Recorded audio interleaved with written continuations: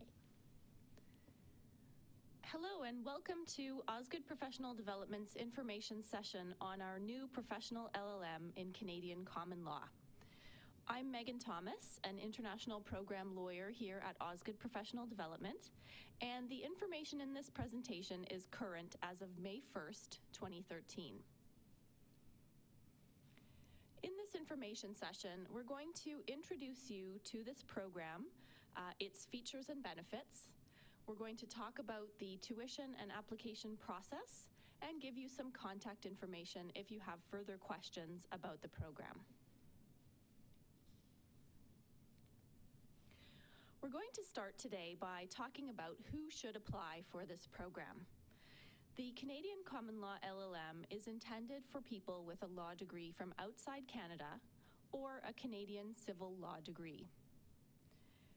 It's for people who have legal practice experience or who may be recent graduates from a law degree program.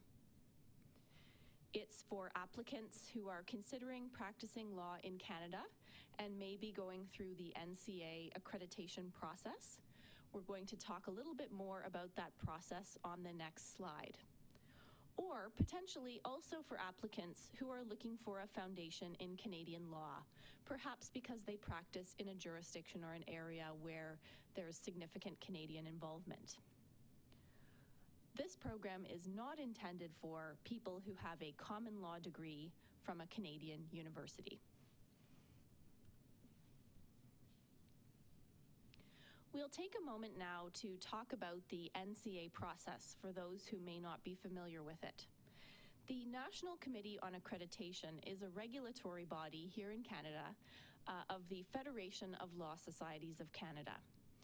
The NCA assesses the credentials individually of internationally trained lawyers and law graduates. It then advises those candidates what they need to do in order to obtain a certificate of qualification in order to be admitted to the licensing process in any of Canada's common law jurisdictions, such as Ontario, Alberta, British Columbia, and several other provinces and territories. Candidates who are from common law jurisdictions, such as the UK, South Africa, or other similar jurisdictions, are often told by the NCA that they must take courses or exams in order to complete their certificate of qualification. Candidates from civil law jurisdictions, such as European or Latin American countries, may be asked to do a full LLB or JD program at a Canadian university. What our LLM allows students to do is to take many of the courses in foundational Canadian common law concepts that the NCA may require. After you complete the LLM program, you can submit your transcript to the NCA for a reassessment of your credentials. In many cases, you can complete all of the courses that the NCA may require, which will obviate your need to complete NCA exams, or at the very least, it will get you a good part of the way toward your certificate of qualification. I'll say a few words about the relationship of Osgoode to the NCA. Osgoode Professional Development is a part of Osgoode Hall Law School, so it's part of one of Canada's oldest and most respected law schools. The NCA is an independent regulatory body, so we have no formal relationship with the NCA. However, the body is aware of and approves our courses so that they are considered equivalent to studying at any other Canadian common law law school. Now we'll move on to talk about the benefits of the Canadian Common Law LLM program. What you get in this program is graduate level study of foundational Canadian law concepts. You take core Canadian common law courses, plus you have a great deal of flexibility in the elective subjects that you take. Our elective courses are drawn from upper year JD courses, as well as many of our other professional LLM courses.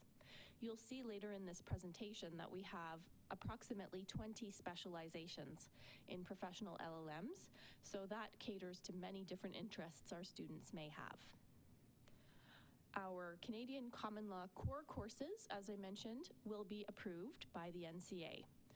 Again, we emphasize that all students are responsible for satisfying NCA requirements and for contacting the NCA for any necessary permission to take our courses. We do recommend that you get your NCA assessment report before you start our LLM program, particularly if you are from a common law jurisdiction. This will help you with course selection to ensure that you maximize the value of our professional LLM program for your particular circumstances. After you complete the program, you can then submit your transcripts for reassessment of your credentials by the NCA. This program really represents a unique opportunity. You study here in person at our downtown location at Yonge and Dundas with other foreign-trained lawyers, practicing Canadian lawyers who are studying at Osgoode Professional Development, as well as with JD students at Osgoode's Keele campus. You have access to any of the volunteer and clubs that are going on at Osgoode's Keele campus, as well as career counseling and other services.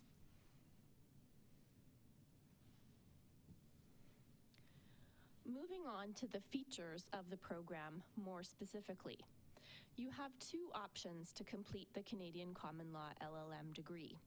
You can do it by just coursework, or you can do a combination of courses plus either a major research paper or a significant research paper. The degree requirements are 36 credits over either 3 consecutive terms in a full-time program, which would be 1 calendar year, or 6 consecutive terms for part-time, which is 2 years. Our courses are offered in 3 terms per year. The fall runs from September to December, winter from January to April, and summer from April to June. You can start the program in either the fall or the winter term. Our classes generally follow one of 2 patterns. You either take a 3-hour class once a week for each course, or you may take your courses in an intensive format where the course runs for example, 3 to 5 days for full days each day consecutively, and then the course is complete. There is a significant outside classroom time commitment.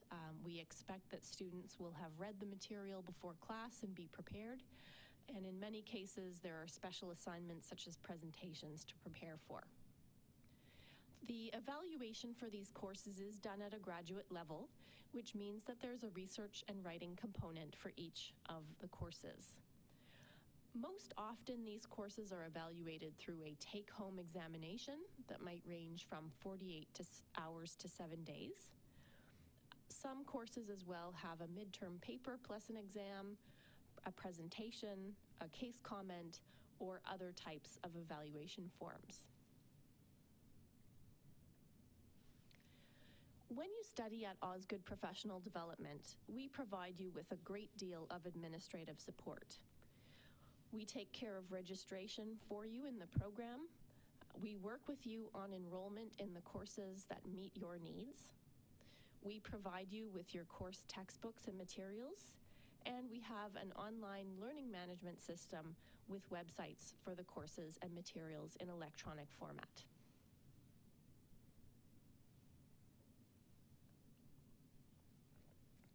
On this slide, you can see our tentative core course dates for the first academic year of the program.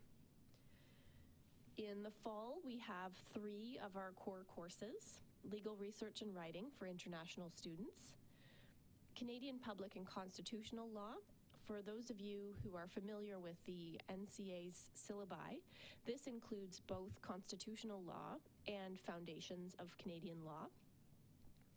We have business associations as well in the fall, which is the equivalent of corporate law in the NCA's syllabus. In the winter, we'll be running criminal law and administrative law. And in the summer term, we'll be running administrative law once again due to high demand, as well as professional responsibility. Again, you can enter our program in either late August or September, the fall term, or in January.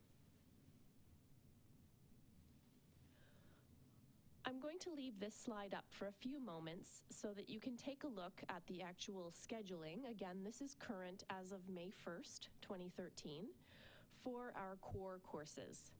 Here you can see, if we take the example of legal research and writing for international students, which is the first course listed, you can see the title of the course code, as well as the number 3.0. That tells you that this course is worth 3 credits. You can see the term, fall 2013. This is one of our core courses. And then you can see the schedule for the course as well as the instructors' names. That information is included for each of our core courses. Again, as a reminder, in this particular program, you must take a total of 36 credits, and 18 of those credits need to come from this list of core courses. So, for example, you might choose to take Canadian Public and Constitutional Law, Canadian Administrative Law, and Canadian Criminal Law from this list, which would be 18 credits, and then you would be left with elective courses for the remaining 18 credits. In one of the upcoming slides, I'll talk about the elective courses that are available. Again, we'll leave this slide up for a moment so that you can take a look at the variety of core courses available.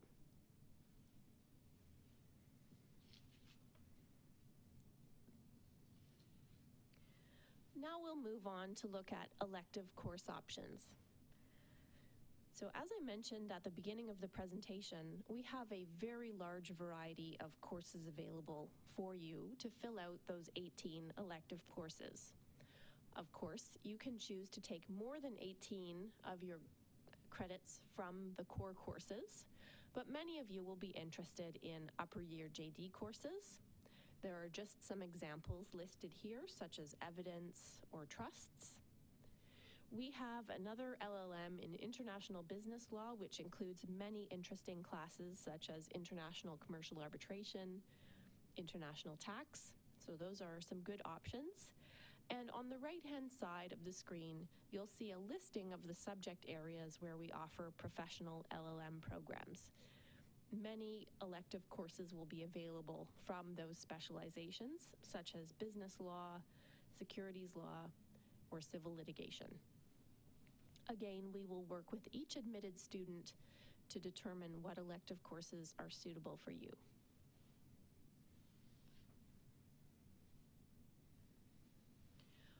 That completes the discussion of the features of the program.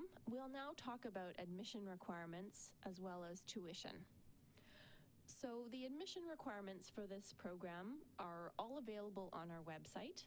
What you need to submit are 2 copies of your official transcripts sent directly from the university where you studied abroad. We recognize that this takes a significant amount of time for many applicants who've studied overseas. So initially, you may wish to submit a photocopy of your transcripts so that we may look at it for admission purposes. However, before you start the program, you do need to ensure that 2 copies of those transcripts are sent directly from your university to York University. We require a CV or resume to see your experience in educational history.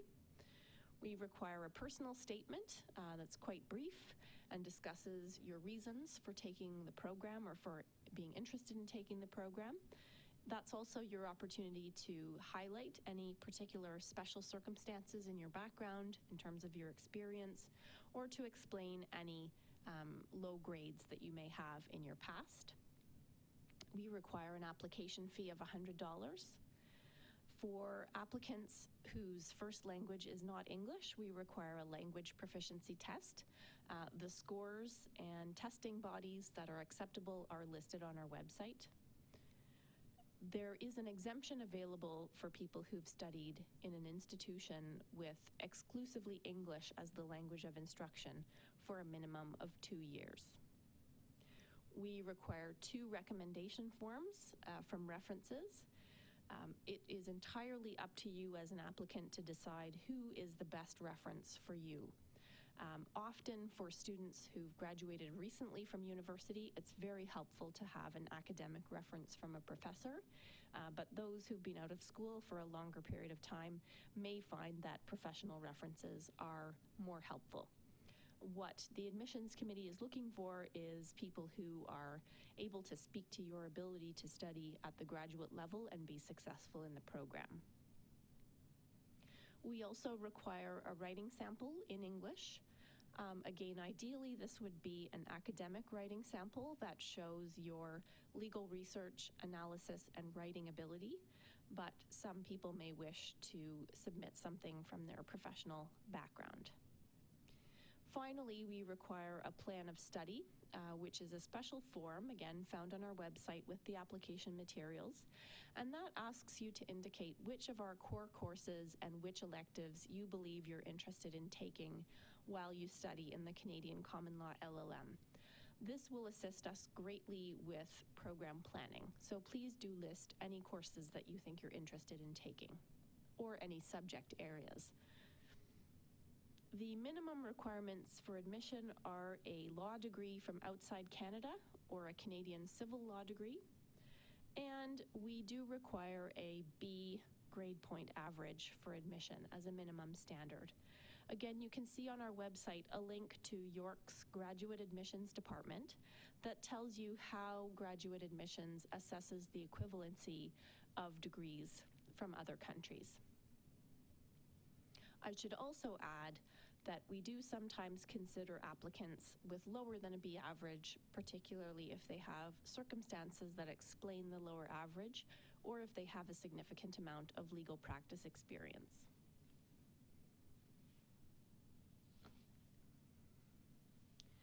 Tuition fees for the program fee is the same whether you study full-time or part-time. You would be billed in 3 installments for a full-time program and 6 for a part-time program. The domestic fee is approximately $21,000 currently for the program, and the international student fee is approximately $29,000. The exact numbers are set out here on the slide. There are some additional modest supplementary fees that are levied by the university. This fee covers all of your materials for all of your classes, including textbooks, and we also serve light meals to students when they study here at our Osgoode Professional Development Campus. Of course, we note that tuition and fees are subject to change as they are under review on a periodic basis by the university. Depending on your own personal circumstances, you may be available, a tuition tax credit or education tax credit may be available to you. I should note as well that our professional LLM programs here at Osgoode Professional Development are not eligible for OSAP funding because they are considered professional programs. The application process has 2 relevant dates. For fall admission, the due date for applications is May 15th, and for winter admission, it's October 15th. We do anticipate that we will be releasing most of the admission decisions after the application deadline, but we do reserve the right to issue some early acceptances for good candidates. Finally, I'll just mention briefly our single course enrollment process. For students who, for a variety of reasons, may not wish to enroll in the full LLM program, we do have permission to allow you to apply to take up to 12 credits through single course enrollment. I will mention that there is another presentation on our website on single course enrollment that has more detail for you. But just briefly, there are 2 options available. You can apply to audit a course, which would mean that you are not assessed, you don't do an exam or any of the assignments in the course. Or you can apply to take the course with assessment, which essentially means that you are a student like all others in the class. You complete all assignments, And then you would receive a transcript at the end of the course if you pass, stating that you've successfully completed the course. You can use that to later apply for advanced standing in one of our LLM programs, or you can use it to meet your National Committee on Accreditation course requirements. The application information is on our website, and again, there's another presentation on our site that goes into more detail about this. But I should note that for the Canadian Common Law core courses, your application does require a copy of your NCA assessment report. I hope you've found our presentation helpful in explaining more of the features, benefits, application process, and other details for our Canadian Common Law LLM program. If you have further questions, please contact our admissions department at the contact number or email that's listed here on your screen. Thank you very much for your interest in our program, and we hope to hear from you.